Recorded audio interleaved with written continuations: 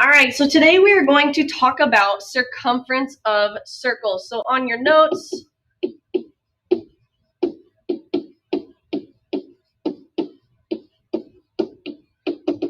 let's go ahead and label your page circumference of circles. So first thing we want to talk about is the radius of a circle.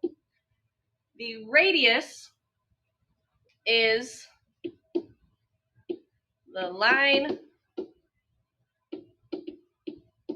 from the center of a circle to the outside. So a picture of a radius, if you've got a circle, the radius would go from here to the end. So right here, this is a radius. Then we also have something called a diameter. A diameter is the line all the way across a circle through the center.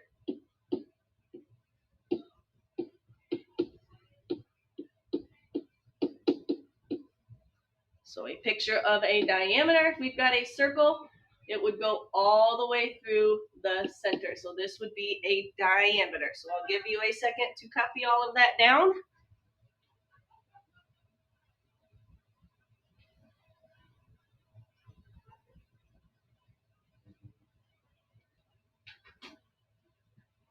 And let's talk about some problems you might have. So you might be given a circle, and you're given that the radius is 4. Well, the diameter is 2 times the radius, or the radius is half of the diameter. So if you are asked what the diameter would be, and we know that the radius is 4, we can multiply the radius times 2, so the diameter would end up being 8. So we can also do it the other way. If you are given the diameter, so let's say the diameter is 10, we know that the diameter is 10. We know that the radius is going to be half of that, right? Because it's halfway through the diameter. So we think half of 10 is equal to 5.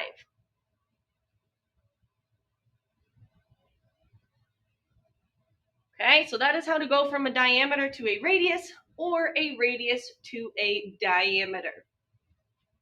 Now, the last thing I want you to write down is we are going to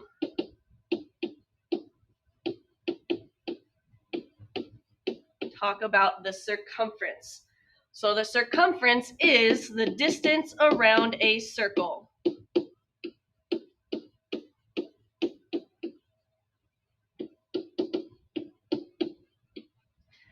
And there are some formulas.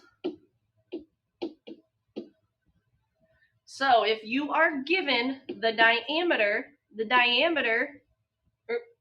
circumference, we can find the circumference.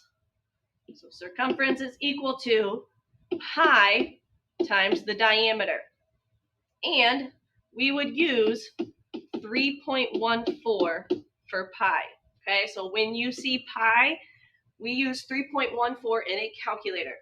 Now, we can also use, if you are given a radius, now if it's pi times the diameter, remember a radius is half of the diameter. So you can do 2 times pi times the radius, because you have to multiply the radius by 2 in order to have the diameter. So make sure you have both of those formulas also written down.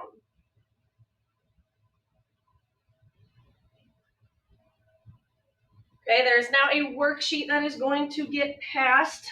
You can hit pause real quick while you pass those out, and I will go over a couple examples. So on the worksheet, I'll do a couple problems with you. Problem number 1, we are given a radius. So we need to find the diameter. So we need to multiply by 2 to go from a radius to a diameter. So a radius of 13 times 2 means the diameter would be 26 centimeters. Okay, so let's look at number 2. So we're given a diameter, we need to find the radius. So to go from a diameter to a radius, we are dividing by 2. So if the diameter is 4, the radius would be 2. All right, now let's do a couple of these circles. So number 7, this is a diameter. It goes all the way across. So I would maybe write the two formulas. Circumference is equal to pi times the diameter, and then circumference is equal to 2 times pi times the radius. And make sure for pi we are using 3.14. So since this is a diameter, we're going to use this first one. Circumference is equal to pi times the diameter. So circumference is equal to 3.14 times the diameter is 9. So if we punch that into a calculator to the nearest tenth, so it says 28.26 would get rounded to 28.3 centimeters. Okay, so let's do number 9. So number 9, we're given a radius. So we're going to use circumference is equal to 2 times pi times the radius. So in our calculator, we are going to hit 2 times 3.14 times the radius, which is 11. So 2 times 3.14 times 11 comes out to 69.8. So rounded to the nearest tenth, the circumference would be 69.1 meters. So go ahead and finish the rest of the problems on this paper, and there will be an exit slip.